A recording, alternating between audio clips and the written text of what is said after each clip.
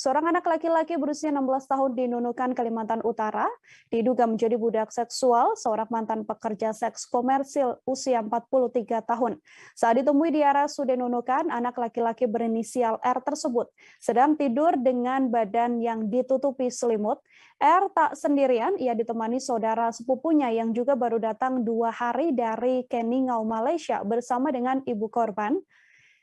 Pria bernama Irfan ini mengatakan bahwa kondisi sepupunya mengalami depresi berat setelah kejadian yang menimpanya. Informasi lebih lengkapnya Saudara Febrianus Felis, wartawan Tribun Kaltara sudah tersambung bersama dengan saya dan akan memberikan informasi lebih lengkapnya untuk Anda.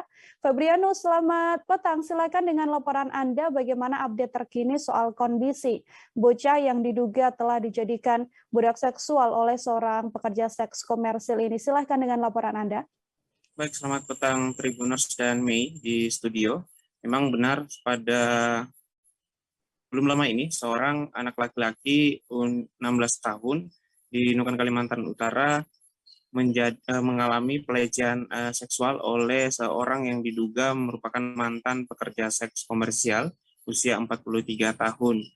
Dan Irfan selaku sepupu korban mengaku kondisi R sampai saat ini memang mengalami depresi berat setelah kejadian yang menimpanya. Dan bahkan R sempat mencabut sendiri infus yang dipasang oleh perawat, dan R juga sering memanggil nama ayah dan ibunya untuk meminta tolong. Ketika ada yang datang menjenguknya, R tampak kaget dan segera bangun dari tempat tidurnya. Dan perilaku lain yang juga dimunculkan oleh korban R sendiri, yaitu R sering melamun sendiri, kemudian berbicara sendiri dan sering tertawa sendiri. Dan juga diketahui korban R ini merupakan seorang pelajar di Nunukan, yang mana juga merupakan anak dari pekerja migran Indonesia, Malaysia, karena kedua orang tuanya bekerja di Malaysia. Dan R sendiri juga merupakan pelajar yang mendapatkan program beasiswa repatriasi dari Indonesia. Dan informasi yang dihimpun selama di Nunukan, korban tinggal di asrama sekolahnya, dan memang pertemuan antara korban dan juga terduga pelaku mantan PSK itu berawal dari kenalan lewat aplikasi TikTok dan kemudian dilanjutkan dengan chattingan via WhatsApp. Dan informasi yang juga dihimpun dari penyidik Polres Nunukan untuk sementara ini bahwa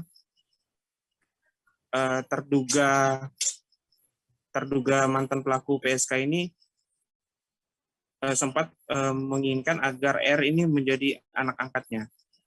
Dan pertemuan intens antara mereka juga tidak diketahui oleh kepala asrama, karena sering si korban ini, R ini meminta izin kepada kepala asrama untuk pergi beribadah, tapi ternyata ia pergi ke tempat kos-kosan terduga pelaku mantan PSK tersebut.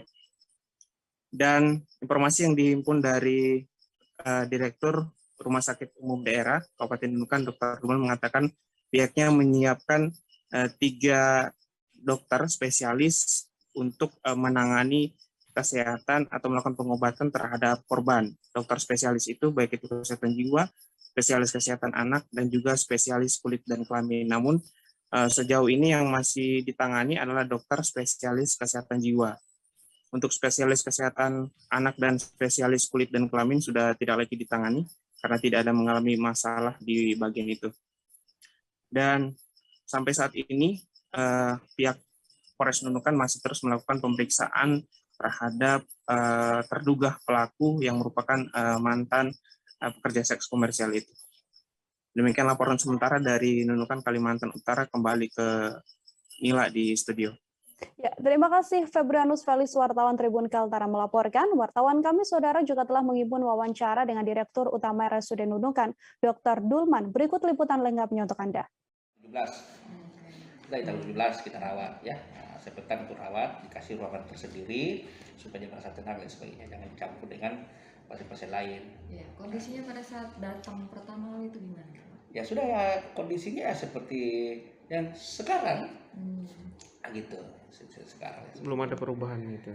Ya mudah-mudahan dengan adanya ini akan ada kan pengobatan masalah kejiwaan itu kan memang lama ya, ya masalah yang jelas kan yang kita syukuri bahwa tidak ada masalah di kesehatan anaknya, tidak ada masalah di kelaminnya di kesehatan penyakit kulit dan kelamin tidak ada. Hanya ini kita kejar ini masalah kejiwaannya karena ini kan trauma lama. Iya, lama ya. Iya kan katanya sudah lama ini. Sudah lama ya. Iya, menurut informasi dari dinas sosial sudah lama kejadiannya. Dan ya ini ya trauma secara psikis.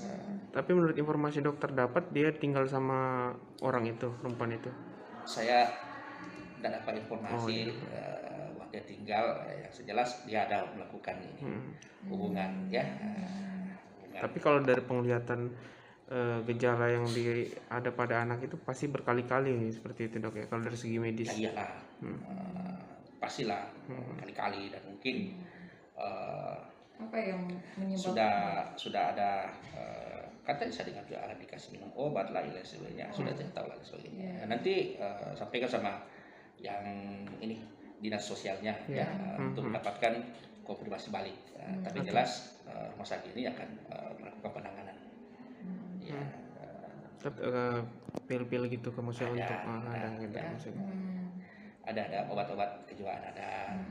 Dia efek kejiwaan sering ngomong sendiri gitu dok ya? Ya menurut informasi dari ini memang dia ada ngomong, cenderung dia menyendiri. Terima kasih sudah nonton. Jangan lupa like, subscribe, dan share ya.